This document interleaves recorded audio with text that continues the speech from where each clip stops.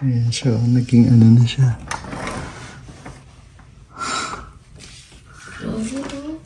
Okay, yun yung bubong namin. Tapos, haba ng ano, ng ice, ng snow. Over na yung ano. Bigat na yan.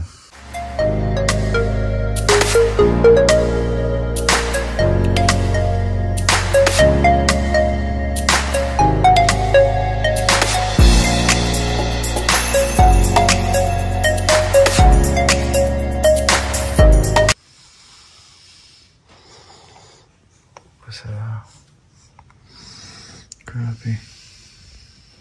Bubong namin may ano na. Nag-accumulate na yung snow. Ito yung edge ng bubong namin. Umabot na siya doon. Ngayon guys, yan. Bali, nagising lang ako alas 3 ng madaling araw. So, yun nga. Pangalawang araw na ng snowstorm dito. So, pakita ko lang sa inyo yung labas namin. So, ganyan na siya. Sobrang yung sasakyan ng ano namin is covered na. So, sobrang kapal. So, kung makikita nyo yung ano, yung yan sa may hagdanan namin. Siguro tingin ko nasa 60 cm na yan. 50 to 60 cm yung taas niya. So yung sa ibabaw namin yun, grabe. Parang nag-accumulate. Parang sa bubong lang yata namin may gano'n. So yan, samahan niyo ako. Tignan ko yung labas ng bahay. So yan. Labas tayo. Suot tayo ng boots. Suot tayo ng boots. At mataas ang ulan. Ang ice.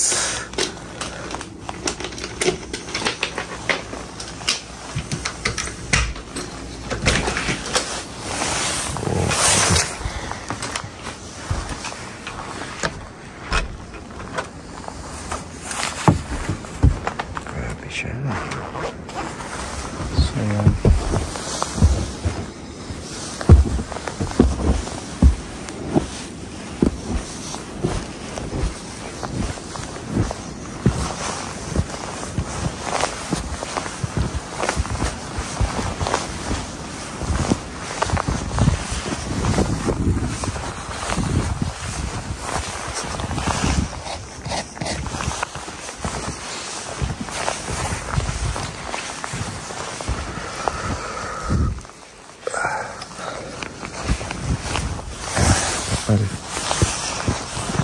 Second day ng snowstorm dito.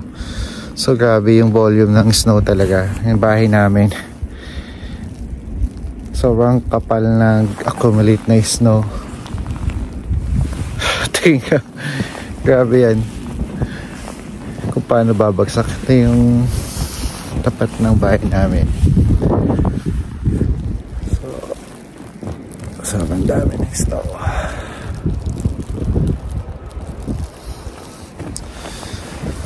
So yun, lumabas lang ako kasi chinek ko yung, sabi ko baka ano na, sobrang baka kagabewang nakako yung ano, yung snow. So yun, nakita ko yung taas namin. Yun na nga, ganyan na. Nakita ko dun sa bintana namin. So chinek ko kung ano yung tsura sa labas. So yun na nga, kakatakot. Medyo pag nabagsakan ka nyan, tabunan ka na yan. So yun, balik na ulit ako.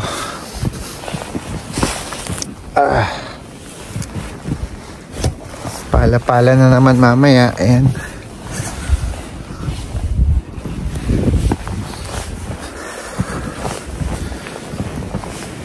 Ay, winter, kailan ka matatapos? Grabe, lalim na rin dito.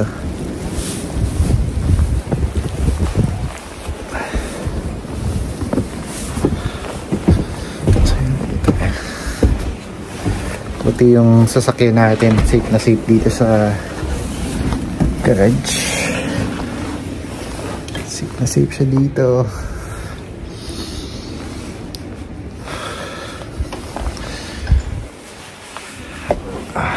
Mga bata, naglagay ako ng snow dito kahapon. Tapos dyan na sila naglaro para hindi na sila lalabas doon na umuulan kasi. So dito na sila pinaglaro.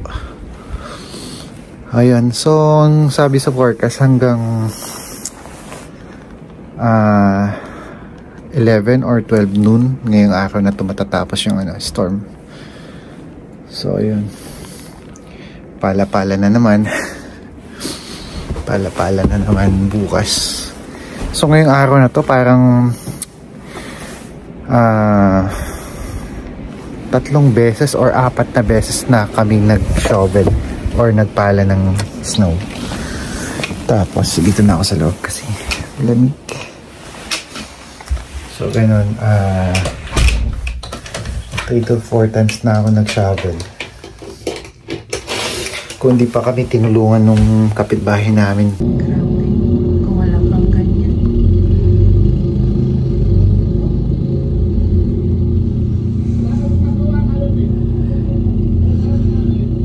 Sabi ko, bakit Tagalog? Tagalog nga pala siya.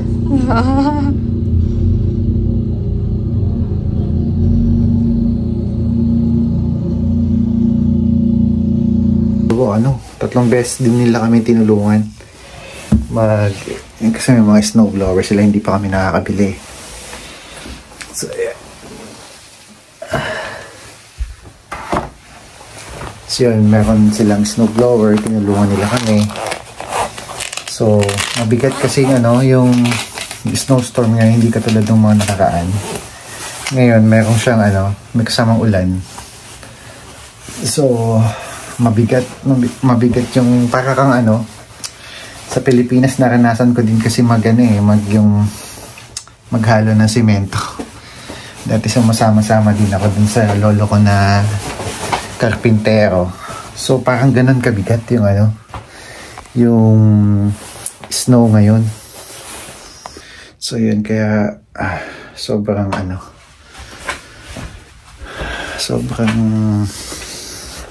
hirap magpala. So yan, kape-kape muna tayo kasi time check, ano oras ba? 3:30 na yata. 3:30 AM. Yan, Sabado 3:30 AM. Siguro pag may edad na talaga maaga na nagigising. So ayan, kape muna ako.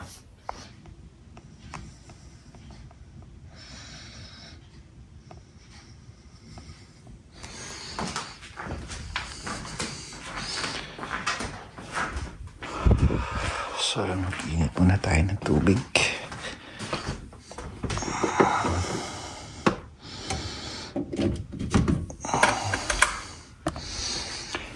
So yun, tambay muna tayo dito. So yun, noong nga pala, makayento ko lang sa inyo. Yung, I think, 2 days ago, nalaman ko dun sa kaibigan ko, si Gerald. Yun nga, medyo bad news nga sa ating mga sa mga gustong bumili ng bahay dito sa Canada. Bali, kung maalala nyo before, kami, nung kumuha kami ng bahay, nag-undergo kami sa program ng first time home buyer, which is nagbigay sila ng 5% para sa down payment namin. Kasi pag kumuha ka ng yung bahay dito sa Canada, required ka ng 5% yung gagaling sa'yo na down payment. And then ngayon mas yung government, meron silang program na bigay ko sa inyo yung link ng yung government na yun, institution yun, na nagbibigay sila ng 5% additional 5%. Gulo ng buhok. Additional 5% na sa down payment. So, kasi mas malaki yung down kahit naman sa ibang mga di ba? Sa Pilipinas sa motor, kumuha ka ng motor o kaya sa mga sasakyan or ano man. Mas malaki yung down, mas bababa yung mo, monthly amortization mo. So, ganun din dito. So, ganun yung nangyari sa amin. Nabigyan kami ng 5% na nung government program na yon. So naging bumaba yung namin, monthly namin. So yun nga, nalaman ko nga sa kanya na and kinonfirm ko din doon sa website nila. Yun nga, totoo nga, hanggang March 21 na lang yung diniscontinued na yung first time home buyer program. So yun nga, siya nga din medyo na din, kasi nga syempre kahit sino naman na, lalo na kung gusto mo na dito sa province na to or anywhere or dito sa Canada, syempre gusto mo na rin magkaroon ng sariling bahay kaysa sa nag-rent ka, kasi parang almost the same lang yung binabayad mo sa rent kaysa doon sa pagkumuha ka ng sarili mong bahay. And then kung gusto mo na naman dito sa dito sa amin sa St. John, sa Newfoundland and Labrador, okay na, bili ka na ng bahay para habang maaga pa, habang malakas ka pa, or may trabaho pa kayong mag-asawa. So, I mean, may pang-sustain pa ba kayo? May financial, pa kayong resources. So, mas maganda kuha ka ng sarili mong bahay. Tapos, yun nga, medyo bad news talaga yun sa mga, mga gustong magkaroon ng sariling bahay. So, yun, hanggang March 21 na lang siya. So, yung mga, I think, sabi dun sa is, kung may mga nakapag-file na before mag-March 21, yun, kumaga yun, abot pa. Yung may mga na-rejects, siguro, pa din sila, under review pa din. And sana maibalik agad para naman, yan, mga kababayan natin na gustong magkaroon ng sariling bahay dito sa Canada. Kumbaga mas medyo may tayo na may hope tayo na kaya makakakuha tayo ng bahay dito. Diba? Kasi 10% masyadong mataas yun compared sa 5% sa atin, 5% dun sa government. So, malaking bagay para yung monthly mortgage natin bumaba. So, yun lang. Mainit na tayong kape ko. Ay, yung tubig na mainit. Kutin na tayong kape.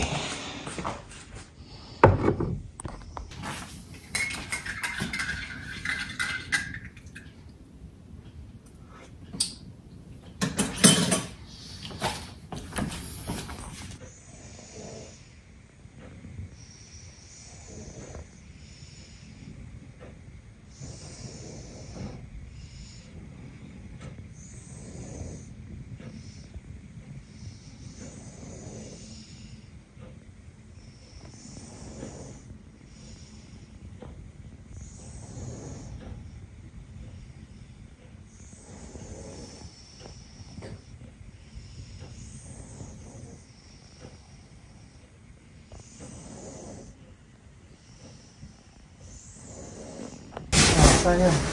Just push. Push.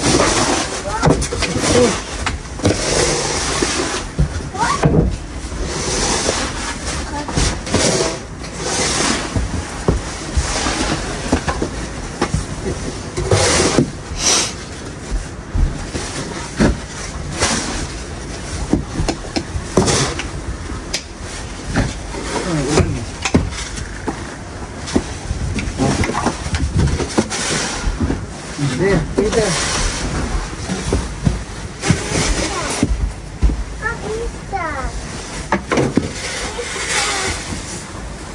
It's for the swimming goggles.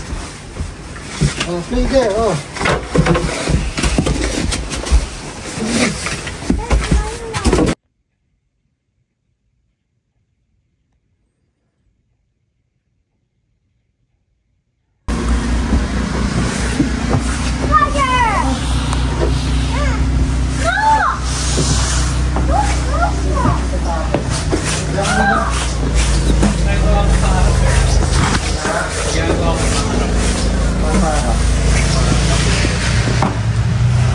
I-clear ko muna ito para din na lang natin talok.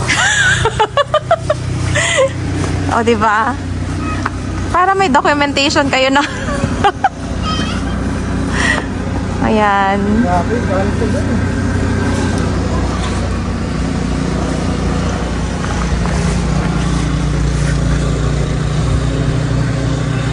Diba, gabundok na siya.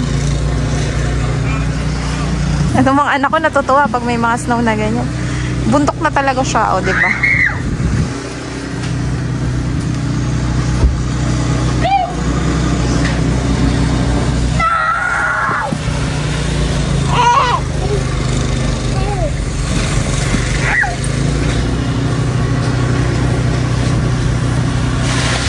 Oh no, look at Daddy! Daddy!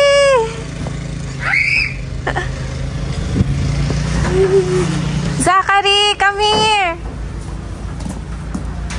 Be careful!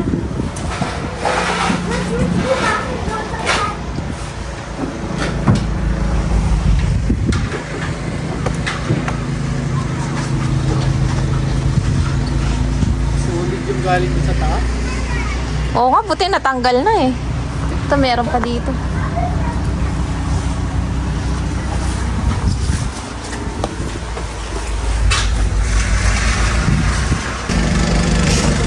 Sana ito na ang huling snowstorm. Pero ito daw yung huling snowstorm ngayong linggo.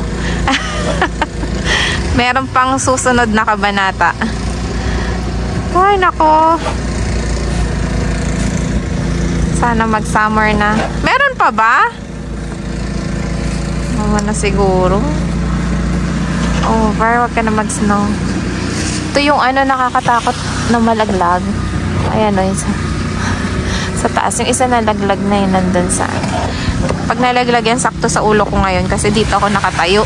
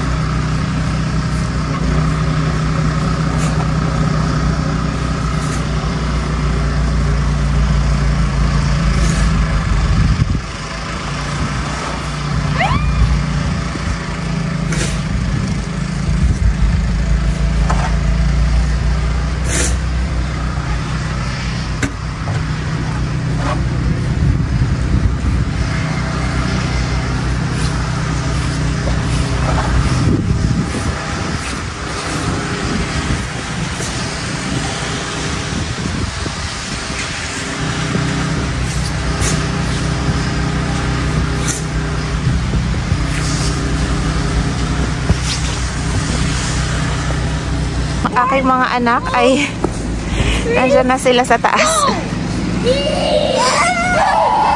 Ini-enjoy nila ang snow. I-enjoy sila ng snow.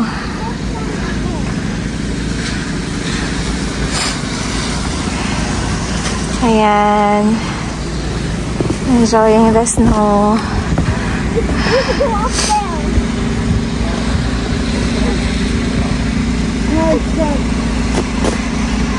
Ayan, may tumulong na naman sa aming kapitbahay. Mabait talaga nila. Zion, come here.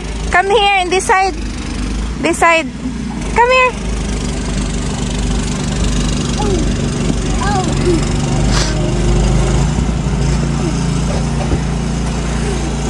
Tulong sa atin. Ang ganda ng ano nila, snowblower nila. Honda yan, Honda.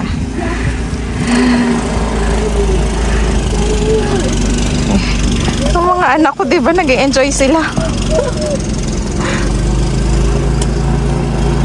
Ayan, diba, nag-enjoy yung aking mga anak. And ang aming kapitbahay yan, tinutulungan kami. Mga kapitbahay namin dito, lahat sila may mga snowblower. Nag-alternate silang tumulong sa amin kahapon. Sa umaga meron, sa gabi meron. Tapos ito, iba na naman to na kapitbahay namin. Lahat sila tumutulong. Ayan. Ayan, yung malaki, yun yung nagki-clear ng road. Ayan, may araw na kasi, kaya medyo nagiging compact na rin. Yeah. Ayan. Maraming salamat sa lahat ng mga tumutulong. Ayan. Saglit lang, 'di ba? Sa sa mga snowblower. Ayan, clear na 'to ang driveway namin. Tinulungan ulit kami ng aming kapitbahay. Oo, yan na siya. Matigas na. Kaya nga Yan na, para na siyang ice cream. Kaya natin halo-halo. Bili sa goodies. Sa goodies na nabibili yun Ayan. So, na-clear na to, guys. Ayan, ang tangkad, diba? Taas. So, konti na lang yung ginagawa namin kasi tinulungan kami ng mga kapitbahay namin. Nagtutulungan sila dito sa community na to. So, nakakatuwa din. Iba naman. So, ayan. Konti na lang yung aming ginagawa.